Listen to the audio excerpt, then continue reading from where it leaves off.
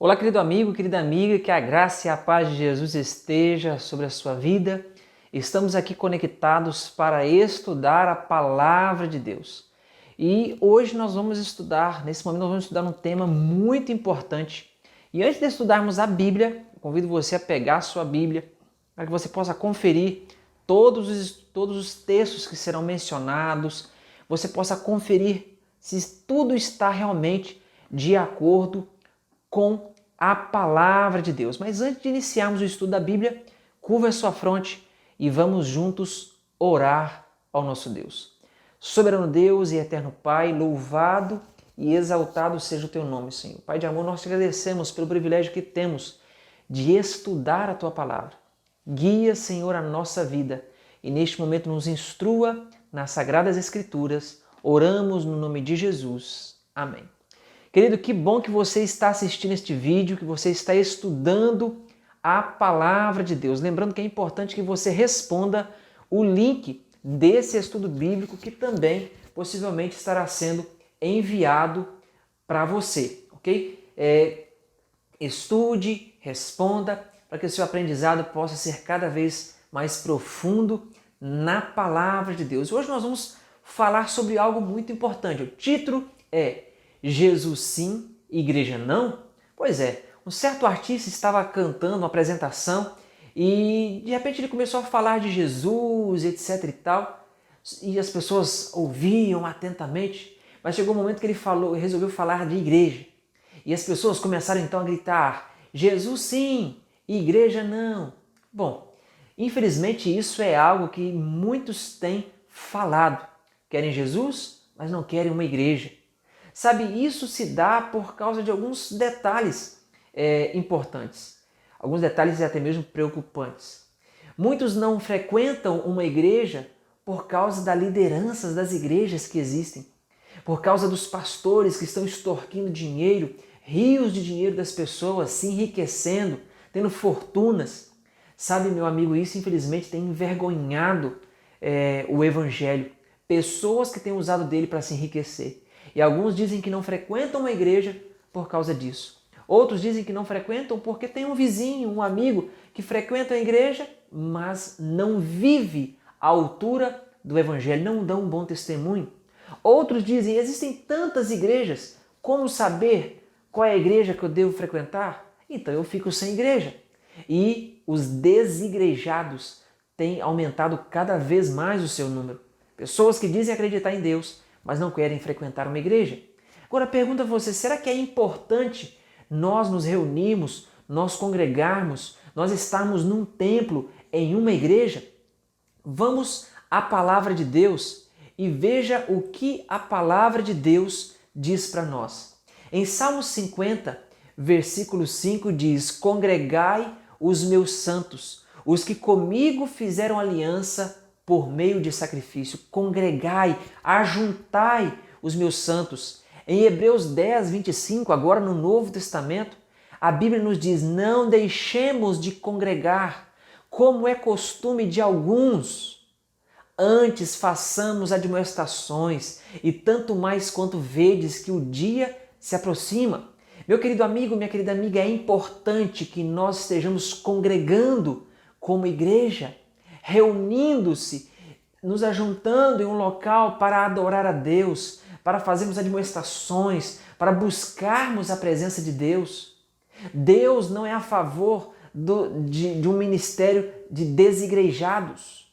Deus quer que nos congreguemos, que nós nos reunimos para adoração. Não deixemos de congregar. Agora então vem uma pergunta, e nós vamos trabalhar esse detalhe aqui. Tenho que frequentar uma igreja, mas quem foi que fundou? Quem é o fundamento da igreja cristã? Em Mateus 16, versículo 16 e 18 diz assim: respondendo Simão Pedro, disse: tu és o Cristo, o Filho do Deus vivo. Então Jesus lhe afirmou: bem-aventurado és, Simão Barjonas, porque não foi carne e sangue que tu revelaram, mas meu Pai que está nos céus. Também eu te digo que tu és Pedro, e sobre esta pedra edificarei a minha igreja, e as portas do inferno não prevalecerão contra ela. Nesse contexto, Jesus está falando com Pedro. E a questão aqui envolvida não é a pessoa de Pedro, mas é a pessoa de Jesus. E Jesus está perguntando: quem dizem que sou? E Pedro responde: tu és o Cristo, o Filho de Deus vivo. E Jesus fala alguns detalhes, ele diz: olha, foi Deus que lhe revelou isso para você. E eu afirmo para você que tu és Pedro. Tu és Pedro. E sobre esta pedra, que pedra? A pedra, o fundamento é Cristo. Edificarei a minha igreja. Jesus não estava falando que fundamentaria a sua igreja em um homem, até porque o próprio apóstolo Pedro, logo a seguir, nós vamos ver Jesus repreendendo Satanás na vida de Pedro. Ou seja, Deus não colocaria seus alicerces em alguém falho, em um ser humano, mas nele mesmo, em Cristo. E aqui já basicamente estou respondendo a pergunta número 2, quem é o fundamento da igreja? 1 Coríntios 3, 9 diz: porque de Deus somos cooperadores, lavoura de Deus, edifício de Deus sois vós. Veja, nós somos edifício de Deus. E olha o que diz mais. Efésios 2, 20. Edificados sobre o fundamento dos apóstolos e profetas, sendo ele mesmo, Cristo, a pedra angular, a pedra fundamental. Quem é a base? Quem é essa pedra sobre a qual Cristo estava dizendo que ele fundaria a igreja? É o próprio Cristo. Veja, quem é o fundador da igreja? É Cristo. Quem é a pedra fundamental da igreja? É Cristo. E alguns perguntam, mas quem que é o representante de Jesus aqui para a igreja? Muitos acham que Jesus, quando foi para o céu, deixou um homem como seu representante. Mas Jesus deixou o Espírito Santo, que era quem conduziria a igreja. Quando nós vamos lá em Atos, no capítulo 15, nós vamos ver ali o primeiro concílio da igreja e eles ali dizendo que o Espírito Santo é quem estava guiando a igreja. O Espírito Santo é aquele consolador que Jesus dizia: enviarei outro consolador. Alguém que vai, entre aspas, me substituir aqui. Ele é o representante direto de Deus aqui nessa terra que atua na vida da igreja. Ele é o líder da igreja. O Espírito Santo é quem conduz todas as coisas. Quem é o fundador da igreja? Jesus. Quem é a base da igreja? É Jesus. A igreja está estabelecida sobre uma rocha, Cristo. Essa é a igreja cristã, a igreja de Deus. Agora, por qual motivo Deus escolheu um povo? Deus escolheu um povo para ser o seu povo, a sua congregação, a sua igreja. Veja o que a Bíblia nos diz em Deuteronômio 7, versículos 7 e 8. Não vos teve o Senhor afeição, nem vos escolheu porque fosseis mais numerosos do que qualquer povo, pois éreis o menor de todos os povos, mas porque o Senhor vos amava, e para guardar o juramento que fizera a vossos pais. O Senhor vos tirou com mão poderosa e vos resgatou da casa da servidão, do poder de Faraó, rei do Egito.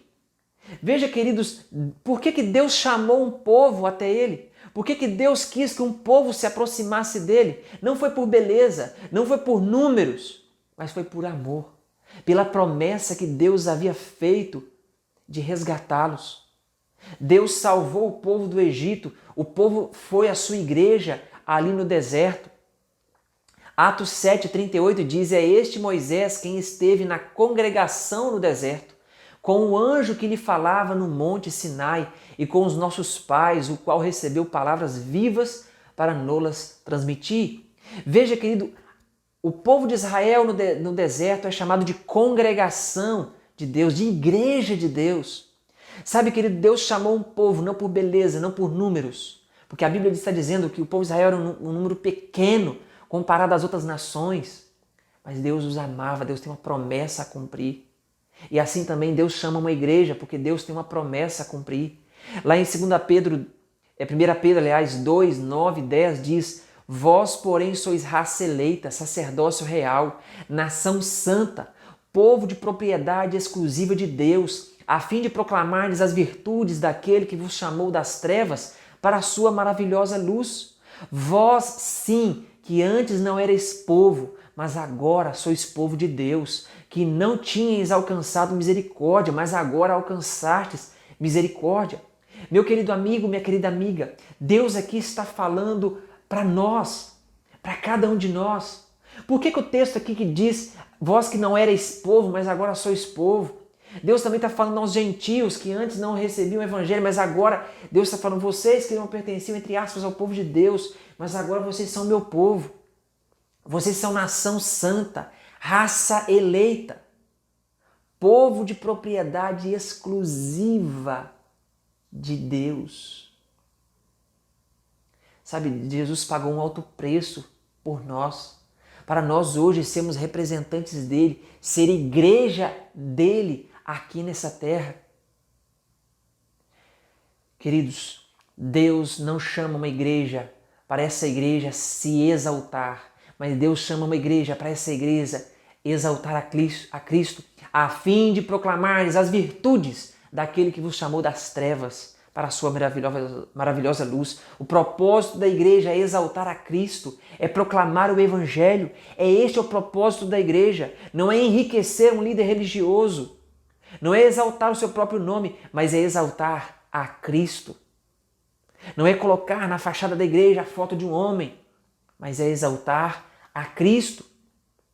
Agora, no livro do Apocalipse, a Bíblia é retratada em cima. Na verdade, o livro do Apocalipse é um livro profético e a maioria das coisas ali acontece de maneira simbólica, em símbolos, aliás, e a igreja é trazida ali em um símbolo. Qual é o símbolo da igreja em Apocalipse? Apocalipse capítulo 12, versículo 1 e 2 diz: Viu-se grande sinal no céu, a saber, uma mulher vestida do sol, com a lua debaixo dos pés e uma coroa de 12 estrelas na cabeça, que achando-se grávida, grita com as dores de parto, sofrendo tormentos para dar à luz.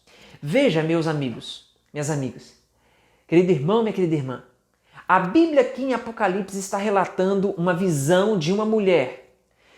Aqui não é uma mulher no contexto literal, até porque se formos para colocar como literal a mulher, a gente tem que colocar todo o outro contexto literal. Como que você vai ver uma mulher vestida do sol, com uma coroa de 12 estrelas, a parte da coroa é mais simples, e grávida, uma mulher vestida do sol, a lua debaixo dos pés? Como isso? Geograficamente não tem como ser vestida do sol, ter a lua debaixo dos pés. Por isso aqui é uma questão simbólica. Uma mulher vestida do sol, da luz, irradia a luz que é Cristo, com a coroa de 12 estrelas na cabeça, direcionando ali para os 12 apóstolos, podendo também até mesmo fazer uma referência às 12 tribos de Israel. Está falando da igreja de Deus, do povo de Deus. E em contrapartida é apresentado também no Apocalipse uma outra mulher, Babilônia, mãe das meretrizes, também apresentando uma igreja apostatada, uma igreja infiel, mãe de todas as meretrizes, outras que também se apostataram juntos com ela. Ou seja, no Apocalipse é trazido a igreja com o símbolo de uma mulher. Isso nós podemos entender à luz das Escrituras. Deus compara a igreja como uma mulher. Efésios 5, 31 e 32 diz assim: Eis porque deixará o homem a seu pai e sua mãe e se unirá à sua mulher, e se tornarão os dois uma só carne. Grande é este mistério, mas eu me refiro a Cristo e a igreja. Cristo, o noivo, a igreja, a mulher, a noiva. Em Apocalipse, nas profecias, a mulher representa igreja. Esse é um elemento muito importante. E no mesmo capítulo nós encontramos um símbolo para o inimigo do povo de Deus.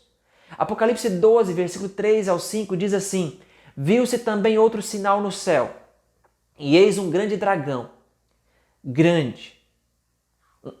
um dragão grande, vermelho, com 7 cabeças, 10 chifres, e nas cabeças 7 diademas. A sua cauda arrastava a terça parte das estrelas do céu, as quais lançou para a terra, e o dragão se deteve em frente da mulher que estava para dar à luz, a fim de lhe devorar o filho quando nascesse. Veja, quem é esse dragão que arrastou com sua cauda a terça parte? A cauda quer dizer os seus enganos. A terça parte das estrelas. Estrelas quer dizer mensageiros. No contexto aqui da mulher, os mensageiros de Deus aqui nessa terra, os apóstolos. No contexto aqui do dragão, mensageiros do céu, os anjos. É Satanás. Satanás aqui é mencionado como dragão. E olha o que diz mais. Nasceu-lhe, pois, um filho varão que há de reger todas as nações. Aqui falando da mulher, com cetro de ferro. E o seu filho foi arrebatado para Deus até o seu trono. Veja, da mulher, da igreja, do povo de Deus, surgiria um filho. E esse seria arrebatado para Deus até o seu trono, Jesus. Mas a Bíblia continua falando mais a respeito dessa mulher. E foi expulso, agora no contexto do dragão, e foi expulso o grande dragão, a antiga serpente que se chama Diabo e Satanás, o sedutor de todo mundo, sim, foi atirado para a terra e com ele os seus anjos. Veja, preste bem atenção. A Bíblia apresenta uma mulher, representando a igreja, que tem um filho, ou seja, Jesus vem dessa origem da igreja, e agora apresenta o dragão, Satanás. E Satanás é atirado para onde? Para a terra. E ele vai perseguir os fiéis de Deus. Apocalipse 12, 17 diz: irou-se o dragão contra a mulher e foi pelejar com os restantes da sua descendência, os que guardam os mandamentos de Deus e têm o testemunho de Jesus, e se pôs em pé sobre a areia do mar. Sabe, meu amigo, minha amiga, aqui fica evidente que o símbolo aqui de mulher só pode se referir à igreja, comprovadamente porque o dragão, ele se ira contra o restante da sua descendência. E quem são esses? Os que guardam os mandamentos de Deus e têm o testemunho de Jesus. Satanás, queridos, ele perseguiu a igreja de Deus, o povo de Deus. Por anos o povo de Deus teve que se esconder no deserto profeticamente dizendo, em lugares sem habitação, para se esconder, para salvar a própria vida. E Deus cuidando, preservando deles. Inclusive eu convido você a ler o livro Grande Conflito. Nesse livro, a autora Ellen White, ela descreve esse momento cruel de perseguição. Agora, que apelo Deus faz para os que são sinceros e estão vivendo na confusão religiosa? Veja, qual que é a marca principal da igreja de Deus? A marca principal é os que guardam os mandamentos de Deus e têm o testemunho de Jesus. Quem é a igreja de Deus? São os que guardam os mandamentos de Deus e têm o testemunho de Jesus. Pergunto para você, você só pense. Nós já estudamos sobre os mandamentos. A igreja que você frequenta, a congregação que você frequenta, ela guarda os mandamentos de Deus, conforme está escrito aqui na Bíblia. Ela prega a respeito que há um só Deus. Ela fala para nós não adorarmos imagem de escultura. Ela fala para nós não tomarmos o nome de Deus em vão. Ela fala para nós guardarmos o sábado. A sua igreja prega a guarda do sábado. Prega honrar o pai e a mãe. Não matar, não roubar, não cobiçar, não dizer falso testemunho. Fala, a tua igreja prega sobre isso. Esses são os mandamentos de Deus. Se for outro mandamento, não vale. Esse é o de Deus. A marca da igreja de Deus, do povo de Deus, é a fidelidade nos mandamentos. A fidelidade dos mandamentos é o testemunho de Jesus. Por um grande período de tempo, que a Bíblia nos revela, o povo de Deus foi perseguido no período da Inquisição papal, porque as pessoas eram privadas de obedecer estritamente à Bíblia. Nem sequer poderiam ter a Bíblia em mãos, porque a Bíblia quem poderia ter era só o clero. E a igreja de Deus, ela continuou existindo. Só que naquele contexto, sem uma placa com o nome de igreja, mas continuou existindo o povo fiel pregando o evangelho. A igreja de Deus sempre existiu. Independente de existir no contexto de uma placa, ela sempre existiu. A igreja de Deus não estava arraigada, presa a uma nomenclatura. Veja, Jesus disse que ele veio para os seus. Quem eram os seus? Os judeus. Mas os seus não o receberam, não o aceitaram. Mas depois veio então a igreja cristã. Mas a igreja cristã passou por um período de apostasia. Nós estudamos aqui o período onde o imperador Constantino entrou na igreja. E depois, propriamente dito ali no ano 500, eu sou ruim com data, pouco depois do ano 538 ou 58, não me recordo, com o imperador Domiciano, inicia-se ali uma grande perseguição ao povo de Deus. E essa perseguição ela só vai se encerrar quando Napoleão Bonaparte, por meio do general Berthier, prende o Papa. Mas durante todo esse período, fiéis a Deus eram perseguidos, queimados, torturados. O povo de Deus, a igreja de Deus sempre existiu. Sempre existiu. Sabe, queridos, existe um povo remanescente de Deus. Quais são as características do povo remanescente de Deus? Presta atenção na tela. Apocalipse 12, 17 são os que guardam os mandamentos de Deus. O dom profético, Apocalipse 12, 17 e 19, 10, tem o testemunho de Jesus. O testemunho de Jesus é o espírito da profecia, é o dom profético, um tema que nós já estudamos aqui no nosso canal. O caráter missionário, Apocalipse 14, 6 a 12, tem um evangelho eterno para pregar aos que se assentam sobre a terra. A igreja de Deus, ela tem um evangelho, ela se preocupa, ela vai mundialmente pregar o evangelho. Ela é cristocêntrica. Eles têm a fé em Jesus. Jesus é o centro da igreja. E um detalhe, esta igreja surge por um propósito. Ela não surge de rixas. A igreja de Deus, ela surge com um propósito, cumprir a missão. Surge depois do tempo da perseguição do dragão. Foi neste contexto profético do tempo do fim que surgiu o movimento adventista do sétimo dia, pregando que somos salvos pela graça de Deus, pela fé em Jesus. Quando o cristianismo fazia pouco caso da lei de Deus, eles aparecem pregando a validade dos mandamentos de Deus. Ainda neste tempo, a igreja se organizou com o objetivo de pregar o evangelho a todo o mundo. Queridos, a igreja adventista do sétimo dia, ela não surgiu por uma rixa de um pastor ou porque um pastor quis agora montar um ministério independente e ficar próspero. Para você ter uma ideia, a igreja adventista surgiu de um movimento profético. Nós citamos recentemente a respeito do ano de 1844. A igreja surge nesse período. Um pouco antes desse período, pessoas começam a estudar a palavra de Deus, irem para as profecias. E depois do ano de 1844, o povo reunido, clamando, não havia interesse naquele contexto de se formar uma igreja nominal.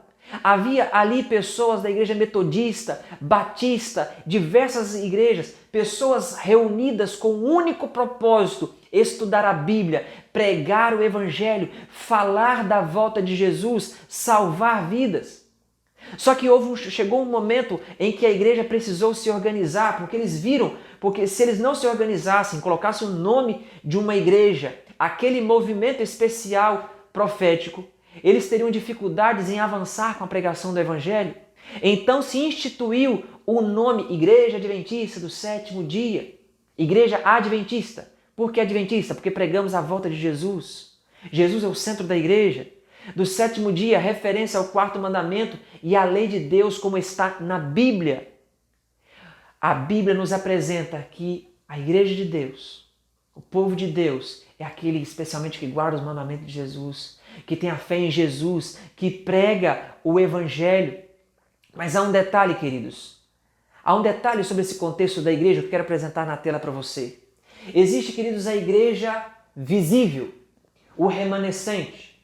É a igreja de Deus organizada para servir e amar como Jesus fez. É ela que cumpre a missão no sentido de levar o Evangelho a todo mundo. E digo um detalhe, queridos, a Igreja Adventista hoje está presente em diversos países. Segundo, se não me falha a memória, são catalogados 211 países, desses quais a Igreja Adventista está em 206 países. Amém? O Evangelho tem sido pregado em lugares onde a vida é colocada em risco se for pregar, mas a Igreja Adventista tem enviado os seus missionários. A Igreja Adventista tem um propósito de preparar as pessoas para o glorioso retorno de Jesus. Mas a Igreja Adventista ela não é exclusivista em dizer que apenas os nominalmente adventistas do sétimo dia serão salvos, porque existe também a Igreja invisível de Deus, também conhecida como Igreja de maneira universal. Aqui universal não é o nome de uma igreja, mas conhecido como Igreja Universal por estar em todo o mundo. É composta dos filhos de Deus em todo o mundo. Inclui os crentes que estão dentro da igreja visível e muitos outros que, embora não pertençam à igreja visível, têm seguido a luz que Cristo lhes concedeu. Este último grupo inclui aqueles que jamais tiveram a oportunidade de aprender a respeito de Jesus Cristo, mas que têm respondido ao Espírito Santo e têm procedido por natureza de acordo com a lei de Deus. Sabe, Jesus certa vez disse: tenho outras ovelhas que não estão neste curral, neste aprisco.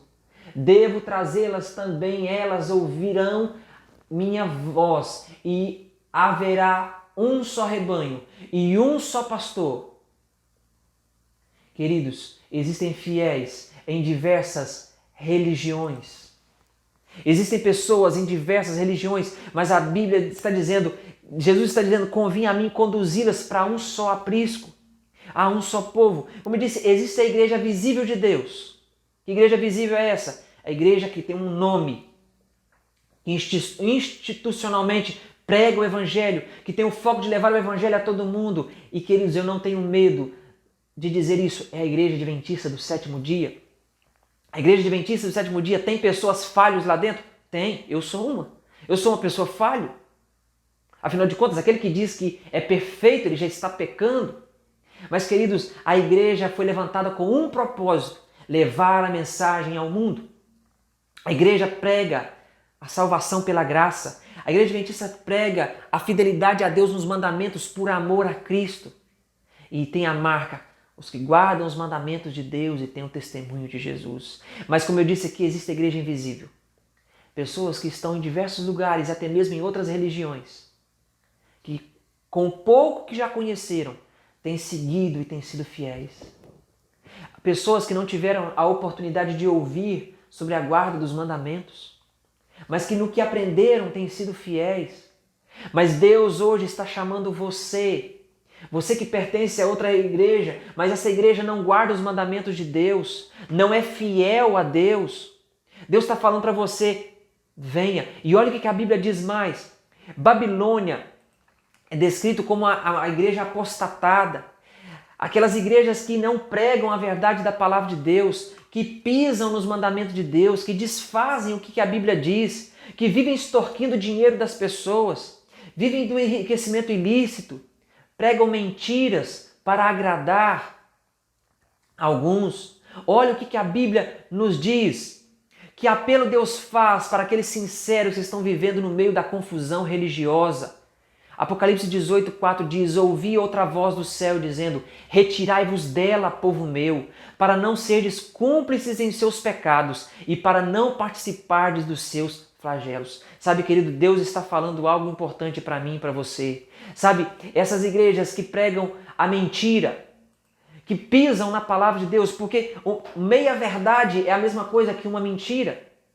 Não existe você pregar metade da Bíblia ou parte dos mandamentos, é a Bíblia por inteiro. Quando Jesus deu uma ordem, e eu quero inclusive ler esse texto, quando Jesus mandou que os discípulos fossem ao mundo pregar o Evangelho, olha a ordem que Jesus deu aos seus discípulos. A ordem que Jesus deu aos seus discípulos.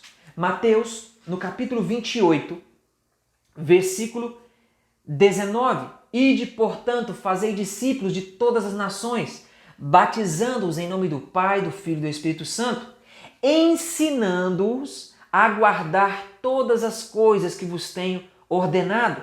E eis que estou convosco todos os dias até a consumação dos séculos, ensinando a guardar todas as coisas. A igreja de Deus, o povo de Deus, era convidado a ensinar a guardar todas as coisas, a fidelidade a Deus.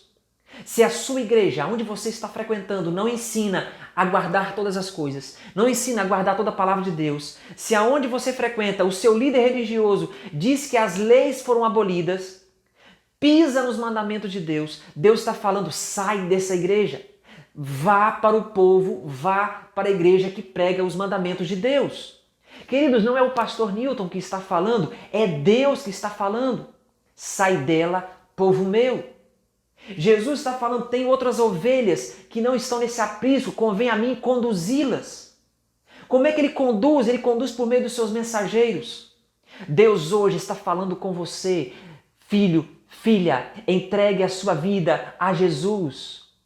Tome a sua decisão e saia da confusão religiosa, de um lugar que não prega 100% a palavra de Deus, que tem tradições humanas acima da palavra de Deus. E tenha certeza que Deus vai conduzir a sua vida. Deus está chamando você para a fidelidade a Ele. Nós temos estudado a Bíblia. Eu sempre tenho falado para você, confira na Bíblia. Sabe por quê? A igreja de Deus não tem um dono humano. A igreja de Deus, a própria palavra diz, ela é de Deus. A igreja adventista do sétimo dia não tem um dono. Não existe um pastor que é o dono dessa igreja. Existem formas administrativas, mas alguém que hoje está como líder geral da igreja, um exemplo, estou dando um exemplo no estado do Tocantins, amanhã ele pode estar cuidando de uma igreja, porque é rotativo. Não existe um dono. O povo de Deus, a igreja de Deus é guiada pela palavra de Deus e não tem um homem como dono da igreja. Deus hoje está falando para você, filho, sai da Babilônia, sai da confusão religiosa, sai da onde não prega a verdade da palavra de Deus e tome a sua decisão de entregar a sua vida a Jesus, ser batizado, aceitando a palavra de Deus. Eu pergunto a você, é você tomar essa decisão? Entregue sua vida hoje nas mãos de Deus. Eu quero convidar você a orar comigo nesse momento. Você entregando a sua vida nas mãos de Jesus. Curva sua fronte e ore comigo. Senhor Deus e Pai, muito obrigado por teu infinito amor e bondade conosco. Muito obrigado porque o Senhor nos orienta, nos salva.